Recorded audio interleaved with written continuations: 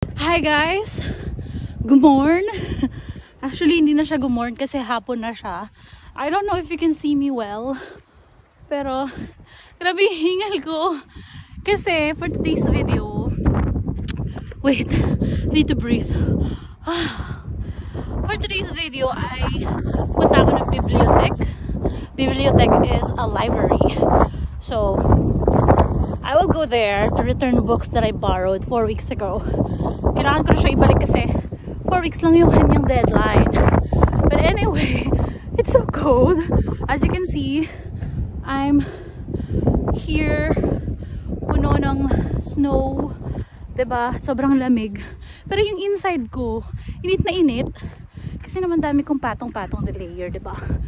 Pero, anyway guys, ang pinagpipray ko habang nilalakad ako ay hindi ako madulas.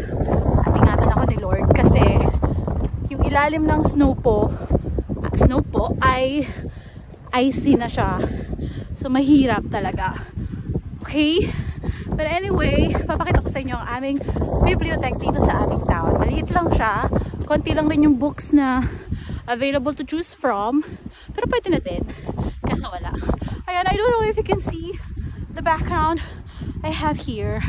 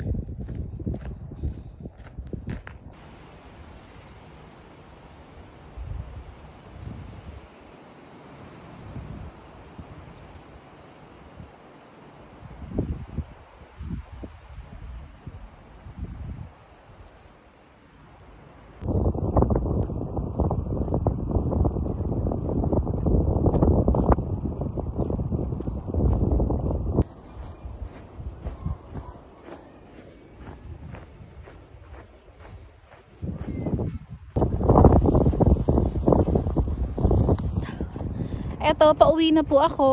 Unfortunately, close si bibliothèque for today's video. Kasi daw, according sa mga tao dun sa area or dun sa building, they are updating their system. Kaya yung tao dun or yung bibliothèque mismo ay sarado.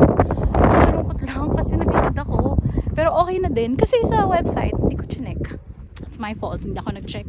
Hindi ko na naman alam kung i-update nila doon na wala sila ngayon or sarado sila ngayon. Pero okay lang, at least nakapaglakad ako. Iniisip ko lang kasi yung deadline nga ng aking books is 4 weeks exactly today. Hindi naman siguro yun magiging problema. But we'll find out. Next Thursday daw ay open sila. So I'll just come back next Thursday to return the books. But the positive side on that is I have another week to read the books that I borrowed. But anyway, tinatangay na po si Weng in Norway. That's all for today's video. Thank you for watching and coming with me. Ha det bra!